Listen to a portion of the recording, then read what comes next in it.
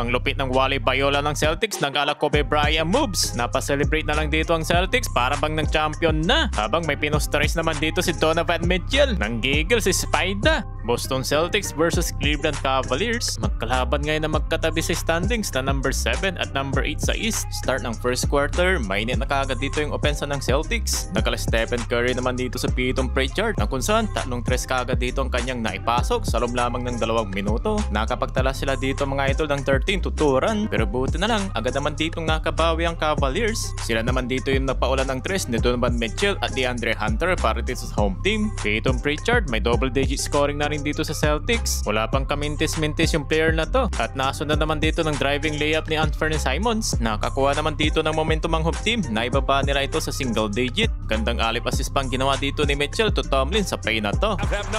Here comes Mitchell. Alley-oop for Tomlin and Tomlin. Anthony Simons nag-ala Kyrie. Turn around, fade away jump shot. Under naman sa last 2 minutes nang nakadikit naman dito ang Cleveland. Naibaba nila yan sa 3 points lead dito ng Celtics. Anthony Simons unang bitaw naman sa 3, top of the key, 3-pointers. Pero heto mga idol, si Spida, Donovan Mitchell, kamuntikan niya ba dito maposterize si Simons? Extra rebounds. That's what he does. Mitchell blows past Walsh. Solid yung dunk doon ni Spida, napatingin pa dito kay Simons. Natapos naman ang first quarter sa score na 28 to 26. Well, sa second quarter mga idol, sinimula naman dito ni Evan Mobley ng kanyang pull-up jumper. At muli na nga nila dito nakuha yung kalamangan ng Cleveland na nasundan pa dito mga idol ng basket ng driving layup ni Evan Mobley. Habang sa kabila ay napabuhat naman dito si Anthony Simons. May double digit scoring na rin dito sa 7 minutes mark ng second quarter with total of 11 points para dito sa Celtics. Pero solid yung second unit dito ng Cleveland Cavaliers. At patuloy yung kanilang magandang bench points para dito sa home team. At Peyton Pritchard, muli na naman siya ditong bumitaw ng 3 out of 4 sa 3.9 at shooting 72% naman sa field goal with total of 18 points after ng 3 na to. Agad naman ditong nakasagot ng 3 si Darius Garland. Sa last 2 minutes mga idol, nagtapla ulit dito yung talaan sa driving layup ni Jaylen Brown. Nakakapagtala pa ng assist sa dulo si Wally. Binasic lang dito ng layup ni Benji. At Anthony Simons, nakakapagpukol pa dito ng 3. 1.9 seconds mga idol, may pahabol pa dito sa Tellman.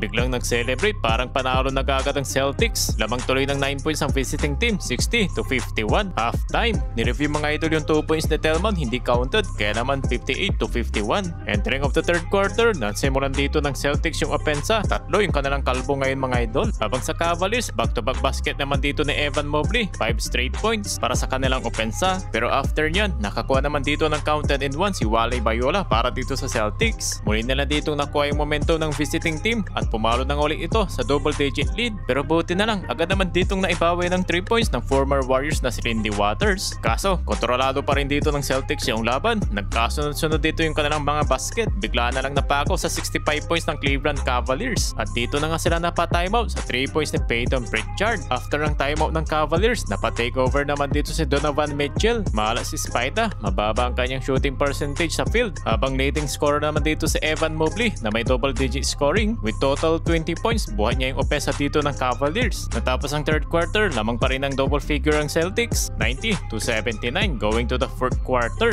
Sa final fourth quarter, biglang nagkaroon dito ng momentum ang home team. Well, nakakapag-capitalize ang Cavaliers sa kanilang home court at unti-unti sila ditong nakakabalik sa laban mga idol. Napatay mo si Joe Mazzulla nang maibaba nila dito sa 4-point lead. After ng timeout, ang lupit naman ditong ginawa ni Jordan Wallace. Nag-ala Kobe moves mga idol ang Wally Bayola dito ng Celtics. And after nyan, kumana naman dito ng 2 points si Donovan Mitchell at Darius Garland para sa Cavaliers. Habang uminit naman yung mga kamay ni Peyton Pritchard, talong sunod-sunod na basket ang kanya ditong naipasok. Grabe yung opensa ni Peyton Pritchard sa second half, 40 points so far. Sa last 1 minute mark mga idol, hindi pa dito tapos yung laban dahil nakabawi pa sila dito at nakadikit. Wala nang 1 minuto, pumasok pa yung 3 ni Donovan Mitchell. Yun nga lang, buhat opensa pa rin dito si Peyton Pritchard. Pero agad naman ditong tumira ng harap-harapan ng 3 sa kanya si Donovan Mitchell. Well, sa huli mga idol, panalo pa rin naman dito ang Boston Celtics.